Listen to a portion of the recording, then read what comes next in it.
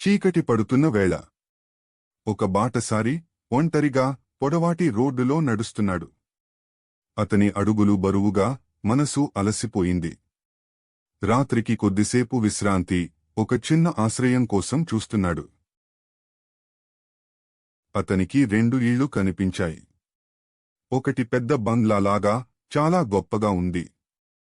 మరొకటి చిన్నగా, సాదాసీదాగా ఉంది. ఆ పెద్ద ఇంట్లో తనకు ఆశ్రయం దొరుకుతుందని అనుకున్నాడు. మెల్లగా తలుపు తట్టాడు. కాని ఆ పెద్ద ఇంట్లో వాళ్ళు అతన్ని లోపలికి రానివ్వలేదు. బాటసారి రోడ్డు దాటి ఆ చిన్న ఇంటి దగ్గరికి వెళ్ళాడు. తలుపు తట్టకముందే ఆ ఇంటి తలుపు తెరుచుకుంది.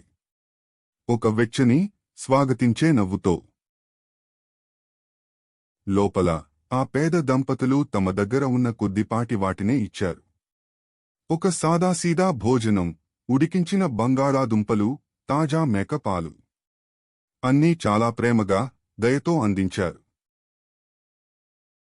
రాత్రి బాగా చీకటి పడ్డాక ఆ దంపతులు గుసగుసలాడుకున్నారు. అతను చాలా అలసిపోయి ఉన్నాడు. మన మంచం అతనికి ఇద్దాం అనుకున్నారు. వాళ్లు పట్టుబట్టారు, వారి దయకు హద్దులు లేవు. మరుసటి రోజు ఉదయం బాటసారి వారి ఇంటి గుమ్మం దగ్గర నిలబడ్డాడు. మీ దయ నా మనసును కదిలించింది అన్నాడు అతను.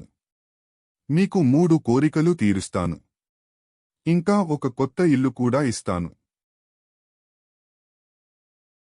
రోడ్డు అవతల ఆ ధనవంతుడు నిద్రలేచాడు. కిటికీలోంచి బయటికి చూసి షాక్ అయ్యాడు. ఆ చిన్న గుడిసె మాయమైపోయింది. దాని స్థానంలో ఒక అద్భుతమైన కొత్త ఇల్లు ఉంది.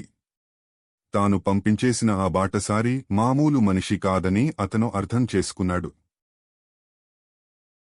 కథానీతి: మంచి చేస్తే మంచి జరుగుతుంది.